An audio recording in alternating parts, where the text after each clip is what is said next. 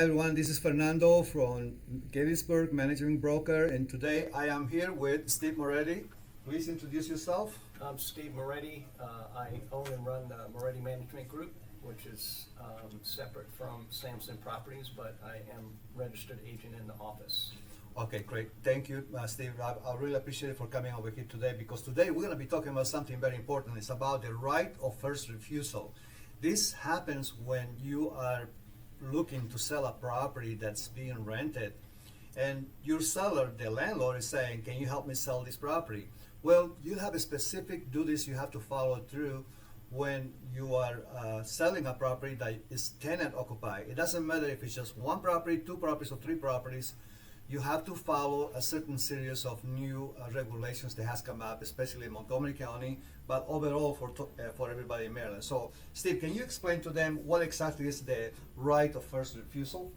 Yeah, so if you have a tenant that's occupying a property and the owner is looking at selling the property, you really need to be looking at least 90 to 120 days out from the end of the lease term to be able to start this negotiation period.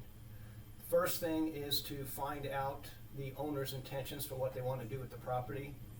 If they're looking at selling, then the tenant needs to be approached and given the opportunity to have a right of first refusal.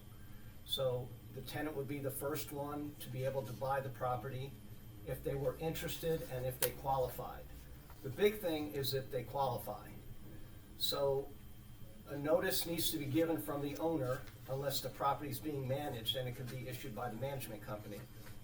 But if it's being managed by the owner needs to give the tenant at least minimum of a 60-day notice to vacate. And on that letter, it will actually state that your lease is ending at a certain time in the near future, and this notice has to be delivered prior to the first of a calendar month. So if the lease is ending in September, you actually have to give the notice sometime in July. It has to be in the tenant's hands before the end of July. Okay, so I want to stop you because I want to make sure you understand how important this is. You know, and you're talking about 60 days prior to even considering putting the property in the market. You have to be working this way ahead of time. This is really unusual because when you're trying to sell a house on a listing, you know, probably 30 days will be sufficient time to put the house on the market and coming soon and everything else. But if you have a tenant on the house, 60 days or more is the preparation for this house to go forward and to making sure that you're going to be compliant by filling all this information. So let me ask you a question, Steve. So once you do that, how do you make sure that the tenant knows that you have the first right to buy this property here? And then how can you give that notice to them so they can have it signed in case they don't want it or they want to buy it? Tell me, what would be the process on that? The best process is going to be to have a face-to-face meeting with the tenant. You can send them an email if you want to do that as a precursor, but the best thing to do is schedule a time to meet together, explain what the owner is actually planning on doing and why they're not looking at renewing the lease. From there, as you sit down, you can tell the person that there's new laws in Maryland and they give the tenant the first right to purchase the home.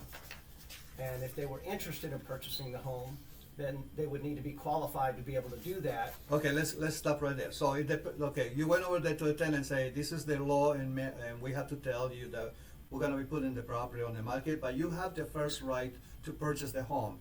So I'm going to ask the tenant, hey, do you want to buy this home? And then the tenant's probably going to say, how much? So I will say, I don't know, probably between $300,000 and $350,000. First of all, are you qualified to buy this home? And so if he says yes or they say yes to me, what will be the next step on that? To tell them what the guidelines are going to be and that they have to go speak with a lender or a bank. Can you help him? Can you do the lender yourself and say, hey, I'm going to send my lender so I can talk to you? Will that be appropriate, or you want to stay away from that and you want them to go into that? If you do that, you should give them at least 2 to 3 lenders to talk to and Okay. let them do their own homework Okay. and figure out, let them do their own due diligence and figure out who they would maybe want to go with, even to see if they're qualified. Yeah. But So you can have them speak to your lender to find out if they are qualified. That would be a starting point. Yeah. You certainly can do that. okay, let's say that they say, well, yeah, they qualify, So then you say, are you ready to put an offer, or are you willing to do that? Do they need to get a realtor for them to do that, or can you do that? So, like I actually prepared a letter in this little package here, Mhm. and it gives the options. So you'll have the option of having them find their own agent, which is option. Option 2 would be that the listing agent could write the offer for the tenant but not represent them, and that needs to be disclosed up front, saying, I can write an offer for you if you didn't want to hire a realtor. In this case, maybe the owner will or won't pay the commission for that co-op agent. So if they're not going to pay it, then that tenant buyer would have to pay that commission. Do they have money to actually do that? And if they don't, you can say, I can write the contract for you, but I can't represent you. Or the broker of the office could have a designated agent within the office who can write an offer for them. Dual agency. And Okay. that would be dual agency. Okay, all right. So for some reason, let's say the tenant said, I cannot afford this, or my credit really sucks, and I cannot go forward buying this home. Then how do I make sure that, okay, we gave you the chance to buy the house, now you're telling me that you don't have the money, or you don't have the credit to do that. I need to have some type of proof in case that he doesn't want to come back later and screw my deal. So how can I make a proof that this person refused to buy it? So in the package that I gave you, there's 2 letters in there. One is the initial letter, which offers to the tenant the opportunity to buy the home and or accept a formal notice to vacate. The second letter is a follow-up to that conversation you had with the tenant. And that gives the tenant clear and open understanding of what was discussed. So saying that they're not qualified and or they have no interest in purchasing the home. Therefore, the notice that they were originally given isn't a formal notice to vacate. This is a follow-up notice to vacate. This should be delivered 2 ways. First class mail and register return, certified mail, so that you know they're going to get the first class copy. The register certified copy, they may or may not accept. They may not be home when it's delivered 3 times, so it will come back to the sender. If it comes back to the sender because they didn't accept it or weren't home to sign for it 3 delivery times, you keep that and do not open it, because if it ever came to going to a court case where the tenant filed a suit saying, I was never given the opportunity to go ahead and purchase the home, you have that letter that was delivered by the post office with 3 attempts. Yeah. And that's what the judge would look at. The judge would open the envelope. You don't open it. The judge will open it. So get this, these are the tips, from, he's been working with this several years. He's got a lot of experience working with tenants. This is very important for you to know that you're always gonna protect yourself. And obviously sending that document through mail, certified mail, is very important for you, so you can have proof that you have conversations with the tenant and then they weren't able to buy it or whatever. So another thing that's very important is that I wanna make sure you understand. This is, it used to be that before you had something like this in Washington DC, and sometimes it was for people that own more than 2 or 3 units or something, they may have to do this. But now the law that just come out, in September last year, October, whatever, now it's just for everybody. If you have a landlord that owns just one single investment property, they have to abide by these documents. That I will be putting these documents on a PDF for you to download it very easily. We're doing this in July 2025.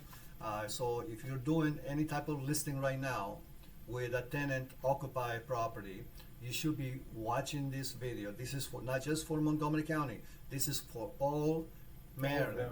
Okay, and for those that have been doing this on Washington DC, this should not be news to you, because that's where I think that's what TOPA came over from, and I think that's what Maryland is copying what Washington DC was doing this. And one thing that I talked to you, Steve, before, and I want to make sure that people understand this. In Washington DC, the reason why a lot of investors try to shy away from buying homes in Washington DC because of TOPA is because these things, because your property can be tied up in court, and the tenants already have a lot of knowledge what TOPA is all about. a lot of knowledge of right of first refusal, because they can use that sometimes And sell it to to a st- third party. yeah, to sell it to a third party, make profit, or they decide to stay there maybe 3, 4, 5 months longer on that property, maybe even much longer, because they know how to use the system. In Maryland, we don't have those tenants yet, but eventually I think that's what's gonna happen. Tenants start learning the system, how this thing works, and they're going to try to profit from it, and they're gonna make it harder for you to be able to sell the house. So be careful, control this whole thing, and if you don't have, if you have some questions or something to that effect, or if you want somebody to help you through the process of selling these properties in case it gets too complicated, yeah, you can call Steve, you can call me, we can help you out. We'll be happy to guide you through how you're gonna be able to do this. Is there anything else that's valuable that needs to know for them to know? So there's also an addendum in this package that has to be attached to the contract.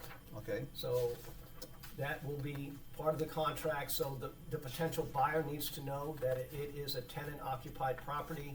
They need to get a copy of the lease and all the lease terms, and they need to understand that, you know, the tenant has been notified of the fact that the property is being sold. They decided not to buy it. but what if the person is buying the property is not buying as an investment property, he's buying because they wanna move there? It doesn't matter, you still have Oh, to have okay, the so disclosure. remember this is very important that you know, because this is not just that the person is buying as investment, it's buying as a residential. They're gonna be living on that property, they still need to be, you have to give them notice to them If there's a tenant in the property, that there was a tenant, yeah. if there's a tenant in the property, you have to have this addendum attached to the contract. So they have to know that there's a tenant on the property, they have to know that the tenant has been informed that they purchased this property, and they have to be informed also that the tenant has refused to buy the property, so everything will be legal for them to purchase. Yep, Okay? correct. So you don't wanna have no headaches at closing, and obviously this could become a major headache if a tenant wakes up and talks to their friend that is, a half-ass lawyer, and they're gonna say, hey, they didn't tell you this? Well, you can make money this way, and they start making all type of problems for you. So for that, thank God you're watching this video. Number 2, make sure you get this PDF. And number 3, if you need help, you can call Steve, call me, I'll be happy to help you. Thank you guys, thank you Steve for your time. I appreciate it for doing this, you don't have to do this. We always appreciate the way you contribute to the offices, to making sure that we are compliant and always protecting ourselves, protecting the company. One last thing, make sure you're working out as far in advance as possible. 90 days or more is actually better, because the tenant has to be given 60-day notice prior to the first of a calendar month. Yeah, take that in consideration, my God. So even 90 days, that's a long time. So when you're talking to your clients, make sure you tell them, hey, this is gonna take a long time. I wanna protect you to the best of my ability, and we need all this time to be able to do it in a safe way, so everything will be compliant, everything will be under the law, and I can sell you property for the most money. That's it, guys. Thank you.